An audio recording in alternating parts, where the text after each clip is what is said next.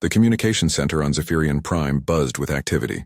Tall, graceful beings with silver skin moved between glowing control panels. Their long fingers danced over holographic displays as they monitored signals from across the galaxy. Operator Vex 7 noticed something strange. A new signal appeared on her screen coming from a distant star system. The transmission was weak and broken, filled with static. She adjusted her equipment and listened carefully. The voice that came through was unlike anything she had heard before. It was high-pitched and musical, like wind chimes in a gentle breeze.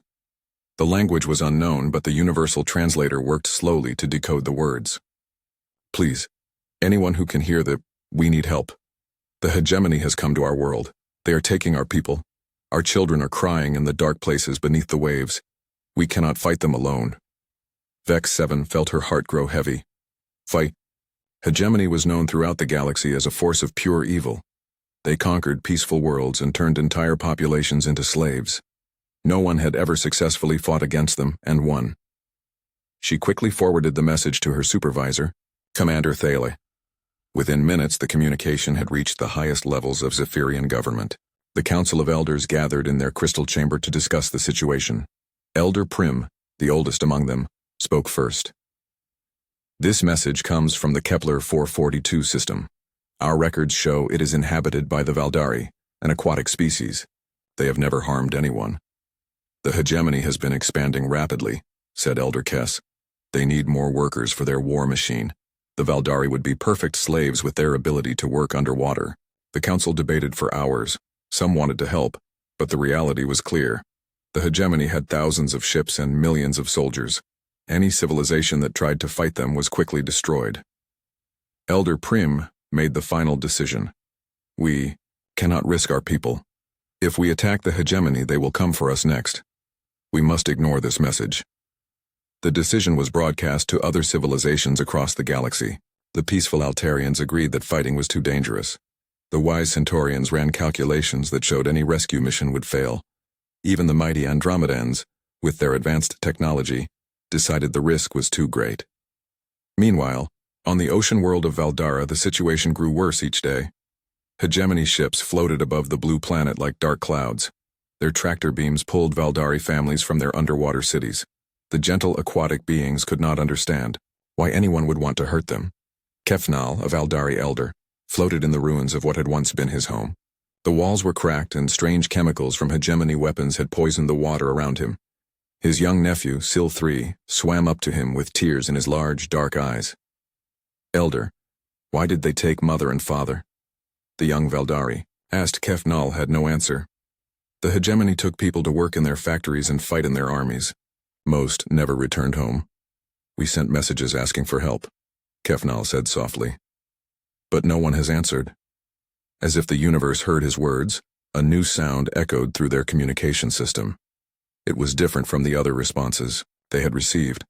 While most civilizations had sent polite refusals, this signal was strong and clear.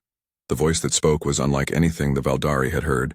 It was rough and deep, with strange pauses and hard sounds. The universal translator struggled with the language, taking several minutes to process the words. This is Captain Sarah Chen of the Earth Defense Fleet. We received your distress call. Help is coming. Hold on. The message was short, but it filled Kefnal with hope. He had never heard of Earth or humans before. He quickly accessed the Galactic database to learn more about these mysterious beings. What he found made no sense. The database showed Earth as a Class 12 death world in the Sol system. The planet was listed as impossible for civilized life. The gravity was too strong, the atmosphere too toxic, and the star too unstable. This must be a mistake, Kefnal thought. No one could live on such a horrible world. But the signal had been real. Somewhere in the galaxy, beings called humans had heard their cry for help. They were coming, despite the danger. Admiral Vorth of the Hegemony Third Fleet read the intercepted message with amusement. His red eyes glowed as he studied the data about these humans on his command screen. They live on a death world, he told his officers. Primitives who probably just learned to travel between stars. They think they can challenge the might of the hegemony. His second-in-command, Colonel Drex, looked worried. Sir, should we prepare additional defenses? Admiral Vorth laughed, a sound like grinding metal. For death world barbarians, these humans probably fly in crude ships made of scrap metal. We will destroy them quickly and use their world for target practice. The hegemony had conquered over 300 worlds. They had fought against the most advanced civilizations in the galaxy. No primitive species from a backwater planet could possibly threaten them. But far away, at the edge of known space, something was moving. Ships unlike anything in the galactic database were gathering. They came from the third planet of a yellow star, a world so harsh that most beings would die just from breathing its air. The crews of these ships were different too. They had evolved on a world where survival meant constant struggle. They knew hunger, pain, and loss in ways that civilized beings could never understand. They had clawed their way up from the mud and built machines that could travel between the stars. And now, for the first time in galactic history, these humans were leaving their death world not to explore or trade but to fight. They had heard a cry for help from strangers they had never met, and they were willing to risk everything to answer it. The Valdari continued to wait in their broken cities beneath the waves. The hegemony continued to take their people. The civilized galaxy continued to look away, but help was coming. The Deathworlders were on their way. 3 weeks had passed since the humans sent their message to Valdara. Most civilizations had forgotten about the incident. The hegemony continued taking Valdari prisoners, and life in the galaxy went on as usual. But on the monitoring stations, at the edge of known space, something impossible appeared on the sensors. Lieutenant Kara 9 of the Galactic Watch stared at her screen in confusion. Her job was to monitor the empty regions beyond civilized space where nothing interesting ever happened. Today was different. "Commander, you need to see this," she called to her superior. Commander Vel Prime floated over to her station. His tentacles moved nervously as he looked at the display. "What am I looking at?" "Ships, sir. Lots of them." Coming from the direction of Sol 3, the commander's green skin turned pale. Sol 3 was the death world where those primitive humans claimed to live. According to all scientific knowledge, complex life should not exist there. "How many ships?" he asked. "I count over 2,000, sir. And they're big. Really big." Commander Vel Prime activated the long-range scanners. The images that appeared made no sense. The ships looked nothing like the elegant vessels built by civilized races. These were brutal, angular things that seemed designed for war rather than exploration. Each ship was covered in thick armor plating. Strange weapon systems jutted out from their hulls like the spines of some deadly creature. Most shocking of all, the ships seemed to be made from materials that should not exist in such quantities. "Send this data to Galactic Command immediately," the commander ordered. Within hours, the information reached every major civilization. Scientists and military experts studied the images with growing alarm. Dr. Quintel, the galaxy's leading expert on starship design, gave his analysis to the Altarian Council. "These vessels violate several basic principles of space travel," he explained, his feathers ruffled with confusion. "The armor is too thick. It should make the ships too heavy to move efficiently. The weapons appear to be primitive kinetic systems, rather than sophisticated energy weapons." "Could they be dangerous?" asked Counselor Yeth II. Dr. Quintel made a dismissive gesture. "Dangerous to themselves, perhaps. These ships look like they were built by beings who do not understand proper engineering. They will probably fall apart before they reach their destination." But the ships did not fall apart. They continued moving through space at speeds that impressed even advanced civilizations. Their course was direct and unwavering, aimed straight at the Valdari system. Admiral Vorth of the hegemony received the reports while dining in his luxurious quarters. He read the data while enjoying delicacies taken from conquered worlds. 2,000 ships? He mused to his aide, Colonel Drex. "These humans are more numerous than we thought." "Should we call for reinforcements, sir?" Colonel Drex asked. "Admiral," Vorth laughed again. "From Deathworld barbarians? Look at their ship designs. They are crude and primitive. Our 100 ships with advanced technology will easily defeat their 2,000 scrap piles." But Colonel Drex was not so sure. He had fought many battles for the hegemony and had learned to respect any enemy with enough ships to darken space. The hegemony intelligence division worked frantically to learn more about these humans. What they discovered was disturbing. Humans came from a world where the very air would kill most galactic species. The atmospheric pressure was deadly. The gravity would crush the bones of civilized beings. The weather systems regularly devastated entire continents. Even more frightening, humans seemed to thrive in these conditions. They had not just survived on their death world, they had become its masters. Intelligence reports revealed other disturbing facts. Humans had evolved from predators. Their planet had experienced regular mass extinctions, and somehow these beings had survived them all. They actually seemed to grow stronger when faced with impossible challenges. "This makes no sense," said Intelligence Chief Zark 7 as she read the reports. "How does a species become more dangerous by living in dangerous conditions?" Her assistant, a young officer named Nex 4, offered an answer. "Maybe they learn to fight because they have to fight every day just to stay alive." The idea was alien to most galactic civilizations. Advanced species had eliminated danger from their worlds long ago. They lived in perfect safety with machines to handle any threat, but humans were different. They had been shaped by a world that tried to kill them every single day. They had become something that the galaxy had never seen before.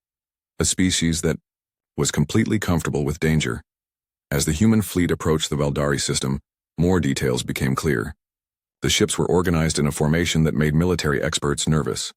It was not the careful defensive positioning used by civilized fleets. Instead, the humans flew in attack formations. Their ships were arranged for maximum offensive power, with no regard for their own safety. It was as if they expected to fight and expected some of their ships to be destroyed. Most disturbing of all were the intercepted communications between human ships. The language was harsh and direct, full of words that the universal translator marked as expressions of violence. "Red Squadron, prepare for combat approach. Weapons hot, targeting systems online. Remember, we're not here for glory. We're here to save people." The last message confused hegemony intelligence. Why would warriors talk about saving people instead of achieving victory? Admiral Vorth studied the communications from his command ship. He had expected threats and demands for surrender, the usual behavior of conquerors. Instead, these humans talked about protecting strangers they had never met. "They fight for others," he told Colonel Drex. "This makes them weak. Soldiers who care about their enemies cannot be truly ruthless." But Colonel Drex was not so sure. He had noticed something else in the human communications. Behind the talk of saving people was something harder and more dangerous. These humans spoke of their mission with the intensity of a religious crusade. They were not coming to Valdara for conquest or glory. They were coming to answer a cry for help, and they would let nothing stand in their way. As the human fleet entered the outer edges of the Valdari system, Admiral Vorth prepared his forces. His ships were faster, more advanced, and crewed by professional soldiers. Victory seemed certain. But deep beneath the waves of Valdara, Kefnal felt something he had not felt in weeks: hope. The strange signals from the approaching human ships filled the water around him with new energy. "They really came," he whispered to young Sil 3. The Deathworlders kept their promise. Above them, in the darkness of space, two very different kinds of warriors prepared to meet. One side fought for conquest and power, the other fought for something that most galactic civilizations had forgotten: the simple idea that when someone asks for help, you answer the call. The battle for Valdara was about to begin. The first meeting between humans and the hegemony took place in the asteroid belt around Valdara. Admiral Vorth had positioned his fleet in a standard blockade formation, confident that the sight of hegemony warships would make the humans surrender, without a fight. This had worked with every other species. When faced with the might of the hegemony, civilized beings always chose to negotiate rather than face certain destruction. Captain Sarah Chen stood on the bridge of her flagship, the UES Defiance. Around her, human officers moved with quiet efficiency. Their faces were calm, but their eyes burned with determination. "Admiral Vorth is broadcasting on all frequencies," reported Communications Officer Jackson. "He's demanding that we surrender immediately." Sarah listened to the translation of the hegemony message. It was the standard speech used to intimidate primitive civilizations. Admiral Vorth spoke about the power of the hegemony, the futility of resistance, and the mercy they might show if the humans withdrew immediately. "What should I tell him, Captain?" Jackson asked. Sarah thought for a moment. "Tell him we're here to help the Valdari. If he leaves now, no one has to get hurt." The message was transmitted to the hegemony fleet. Admiral Vorth read it and laughed so hard that his officers looked at him with concern. "They threaten us," he roared. "These Deathworld barbarians think they can tell the hegemony what to do." Colonel Drex studied the human fleet formation on his tactical display. "Sir, something's not right. They're not moving into defensive positions." Admiral Vorth looked at his screens. The human ships were indeed arranged strangely. Instead of forming a protective formation, they seemed to be preparing for an attack. "Impossible," Admiral Vorth said. "They are outnumbered and outgunned. No rational commander would attack under these conditions." But Colonel Drex was beginning to realize something important about humans. They were not rational by galactic standards. On the bridge of the Defiance, Sarah gave her orders. All ships, prepare for assault formation. We're going in fast and hard. Captain, said her tactical officer, Lieutenant Park, the hegemony ships have superior firepower. Our only advantage is speed and numbers. Sarah nodded. Then we use what we have. These bullies have been picking on peaceful people for too long. Time to show them what happens when they mess with someone who fights back. The human fleet suddenly accelerated. Every ship pushed its engines to maximum power, racing directly toward the hegemony formation. This was not the careful maneuvering used by civilized warfare. This was a direct charge, like ancient cavalry rushing across a battlefield. Admiral? Vorth stared at his screens in disbelief. They're coming straight at us. Don't they understand they'll be destroyed? Colonel Drex was checking weapon systems frantically. Sir, at this speed, if they hit our ships... Fire all weapons, Admiral Vorth commanded. Destroy them before they reach us. The hegemony fleet opened fire with their advanced energy weapons. Beams of deadly light lanced out across space, designed to disable enemy ships without causing too much damage. The hegemony preferred to capture ships rather than destroy them, but the human ships did not slow down. Their thick armor absorbed the energy blasts, and they kept coming. Some ships were damaged, but they continued their charge. Then the humans began firing back. Their weapons were unlike anything the hegemony had ever faced. Instead of elegant energy beams, the humans used crude kinetic projectiles. Chunks of metal, accelerated to incredible speed, smashed into hegemony ships like hammers. Impossible, Admiral Vorth shouted. Kinetic weapons are obsolete. But the results spoke for themselves. Hegemony shields designed to deflect energy weapons were useless against solid metal moving at a significant fraction of light speed. Ships that had seemed invincible moments before were suddenly taking serious damage. The human fleet reached the hegemony formation and did something that no civilized species had ever attempted. Instead of stopping to engage in proper combat, they rammed straight through the enemy lines. Colonel Drex watched in horror as a human cruiser smashed directly into his neighboring ship. Both vessels were destroyed in the collision, but the humans had known this would happen. They had sacrificed one ship to destroy an enemy vessel. They're insane, he screamed. But Sarah Chen knew exactly what she was doing. The hegemony fought like all advanced civilizations, trying to win with minimal losses. They expected their enemies to do the same. Humans were different. They had learned to fight on a world where everything tried to kill them. They understood that sometimes the only way to win was to be willing to lose everything. The battle became a nightmare for the hegemony forces.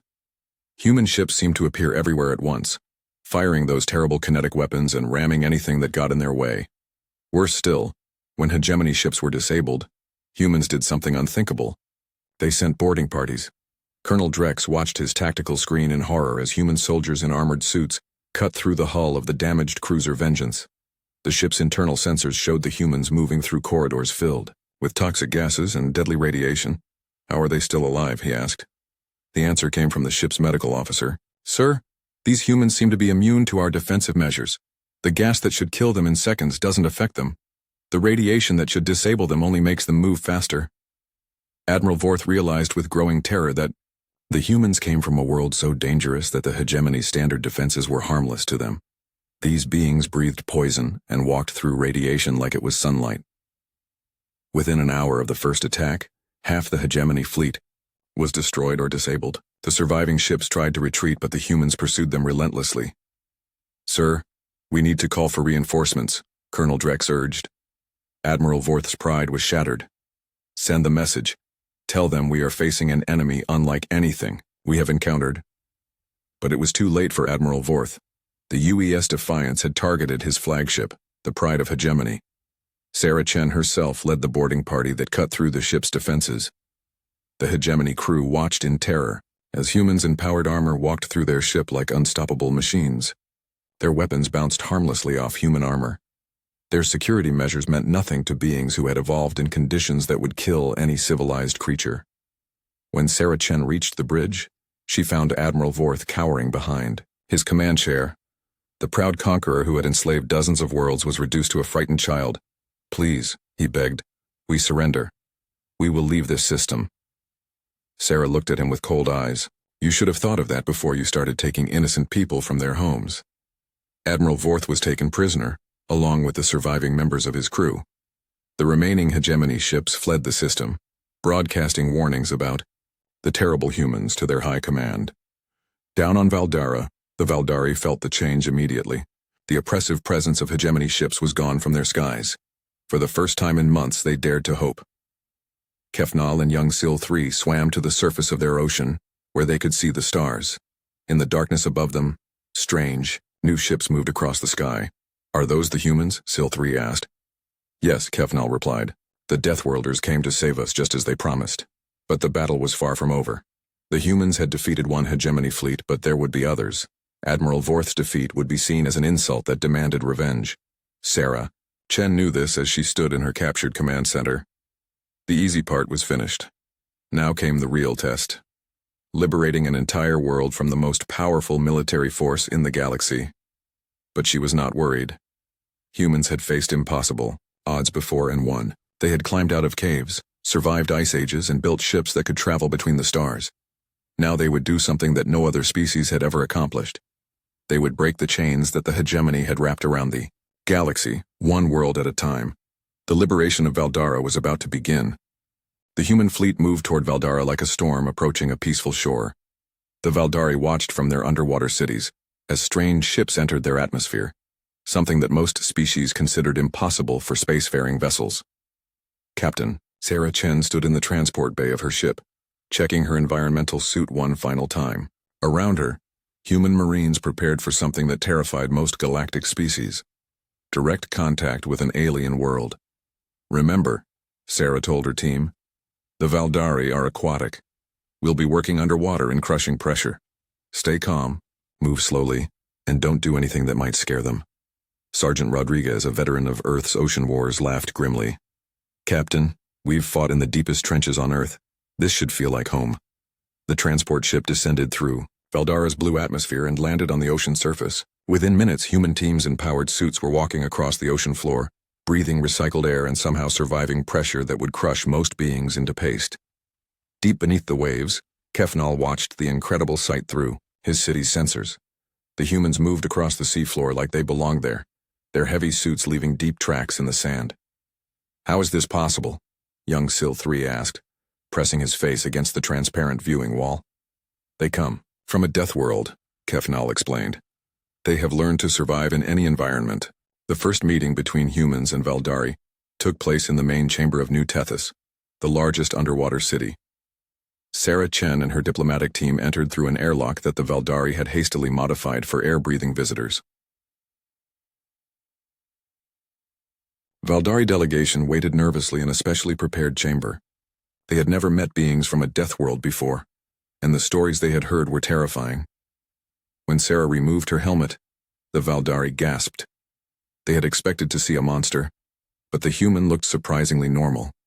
She was smaller than most Valdari, with strange hair on her head and eyes that seemed to burn with inner fire. "I am Captain Sarah Chen," she said through her translator. "We came as soon as we heard your call for help." Elder Fen 9, the leader of the Valdari Council, swam forward slowly. His large, dark eyes were filled with wonder and fear. "You are from the death world," he whispered.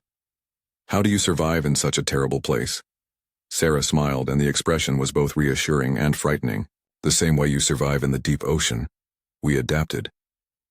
The meeting was interrupted by alarms throughout the city. Hegemony ground forces were attacking the northern settlements, trying to capture more Valdari before the humans could stop them. "We have to help them," Sarah said immediately. Elder Fen 9 looked confused. "But the northern settlements are in the poison zones.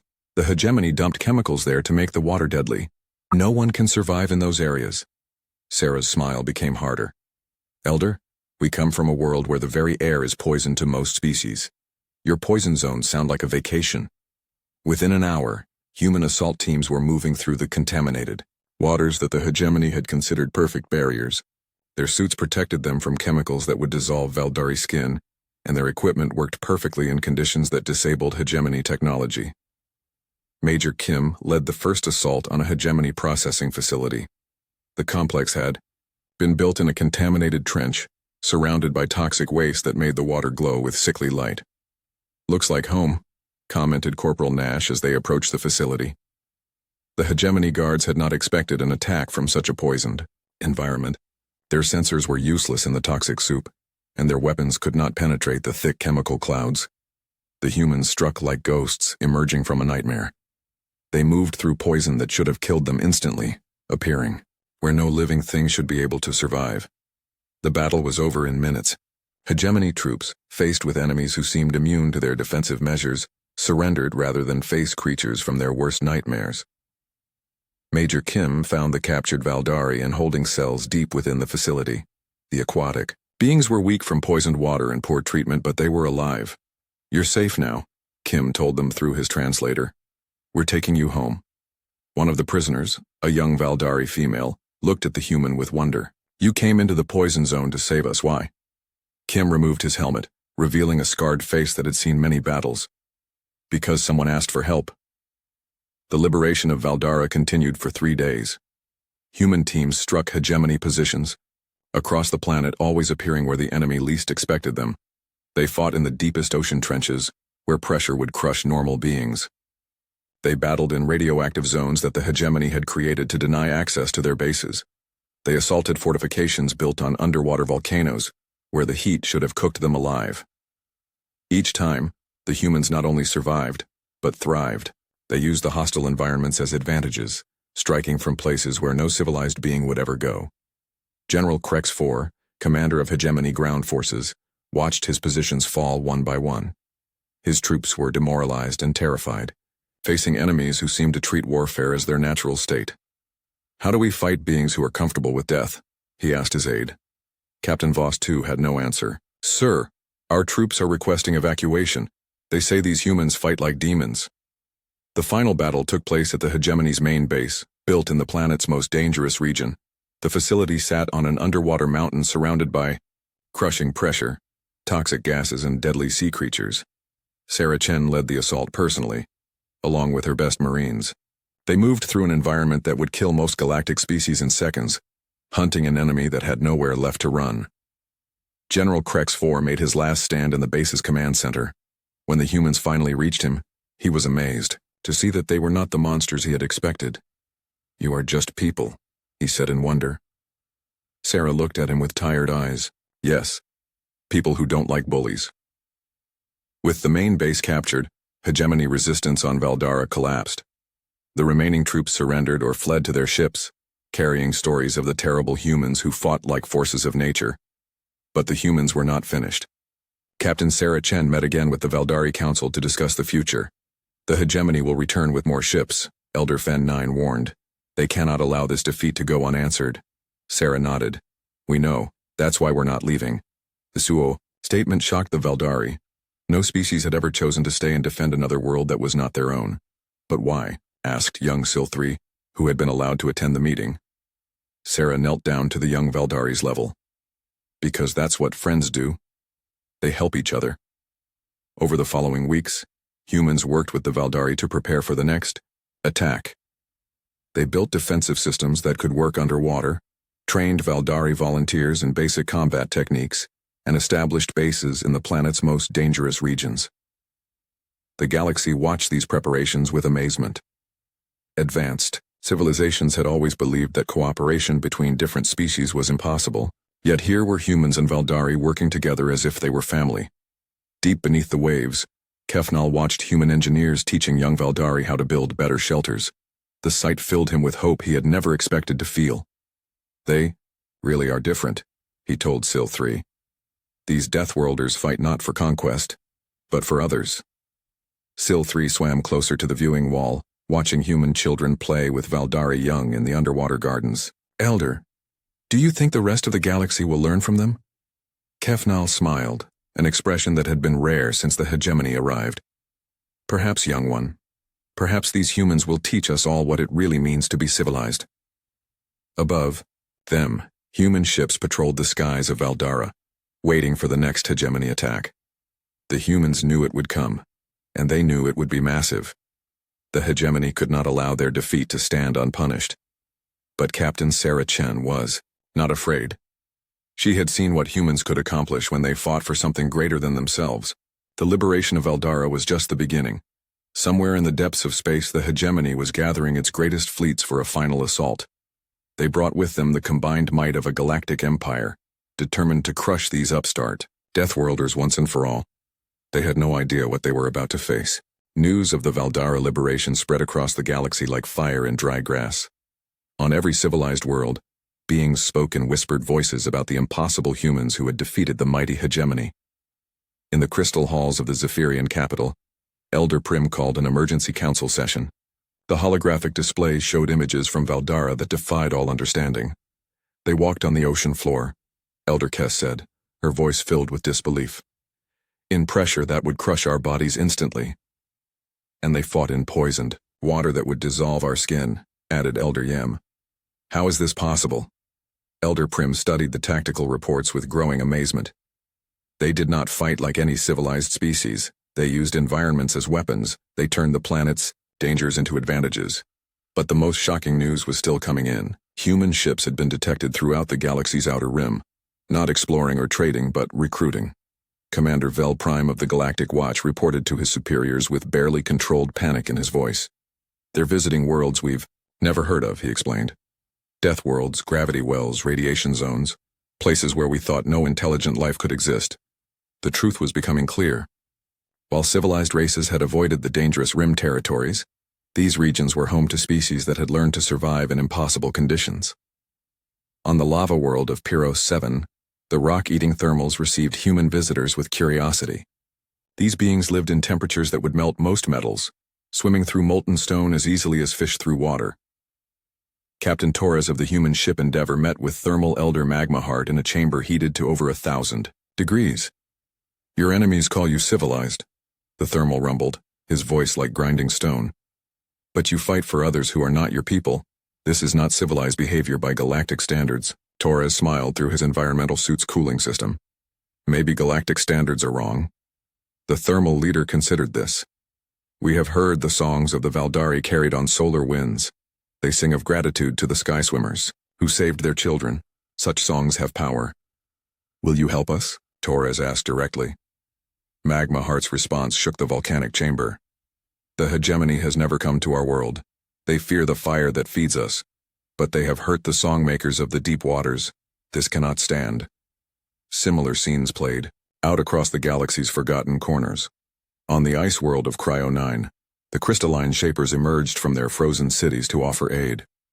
These beings lived in cold so extreme that their very breath would freeze the blood of most species. In the radiation storms of the Pulsar Nebula, the energy-fed luminals listened to human transmissions with growing interest. These creatures existed as living electricity, feeding on cosmic rays that would cook organic beings in seconds. Each species was different, but they shared one common trait. They had been shaped by environments so hostile that survival required constant struggle. Like humans, they understood that sometimes the only way to protect what you love is to be willing to fight for it. The Hegemony High Command watched these developments with growing alarm. Supreme Admiral Thex Prime, ruler of 1,000 worlds, studied intelligence reports in his massive war room. They are gathering an army of monsters, he told his council of generals. Beings from worlds so terrible that we never bothered to conquer them. General Vec 5, his chief military advisor, displayed tactical projections on the room's main screen. Our analysts estimate they now have over 10,000 ships from dozens of different species.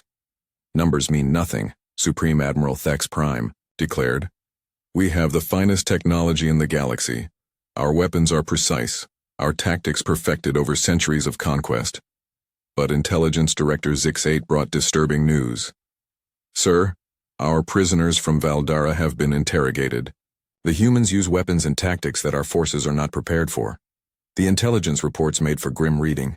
Human ships were built like weapons rather than exploration vessels. Their crews trained constantly for combat, as if war was their natural state. Most disturbing of all, they seemed willing to die for complete strangers. This makes no sense, Supreme Admiral Thex Prime said. Advanced beings fight for territory, resources, or power. These humans fight for what? Director Zix-8 consulted her files. According to our analysis, they fight for what they call doing the right thing. The concept was so alien to the hegemony leadership that several moments of silence passed before anyone spoke. Prepare the Grand Fleet, Supreme Admiral Thex Prime finally ordered. Every available ship, every elite unit. We will destroy these Deathworlder barbarians and teach the galaxy what happens to those who challenge the hegemony. The Grand Fleet that assembled was the largest military force ever gathered in galactic history. 5,000 of the hegemony's finest warships, crewed by professional soldiers from 100 conquered worlds. Their weapons could destroy planets, their shields could deflect any known attack. But as they traveled toward the confrontation, reports reached them of the enemy they would face. Captain Dren 4 read the intelligence briefings to his crew aboard the battleship Dominator. The enemy fleet consists of ships from over 40 different worlds, he announced. Beings that breathe methane, creatures that feed on radiation, monsters that swim through liquid metal. His weapons officer, a nervous young soldier named Tex 2, raised a tentacle. Sir, how do we fight enemies that are immune to our standard weapons? Captain Dren 4 had no answer. The hegemony had always fought civilized enemies who used predictable tactics and shared common weaknesses. These Deathworlders were something entirely different. The final confrontation took place at the edge of hegemony space, in a region known as the Shattered Stars. Here, ancient supernovas had left behind a maze of neutron stars and gravity wells that most species avoided. But the humans had chosen this battlefield deliberately. Captain Sarah Chen, now promoted to Admiral, commanded the combined Deathworlder fleet from her flagship. They expect us to fight like civilized beings, she told her mixed crew of humans, thermals, shapers, and luminals. They think we'll try to minimize casualties and preserve our ships. Her tactical officer, a crystalline shaper named Ice Whisper, made a sound like breaking glass that served as laughter. They do not understand. We are already comfortable with death. It is they who fear it. The hegemony Grand Fleet arrived in perfect formation, their ships arranged in the classical patterns taught in military academies across the galaxy. They broadcast demands for surrender, confident that their overwhelming force would cow the primitive coalition. Admiral Sarah Chen's response was simple. We're here to end your empire. If you want to leave, now would be a good time. Supreme Admiral Thex Prime read the message with rage. Destroy them all.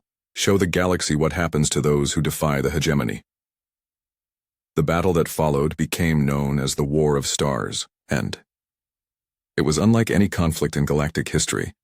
The hegemony fought with precision and overwhelming firepower, their advanced weapons carving through space with deadly accuracy.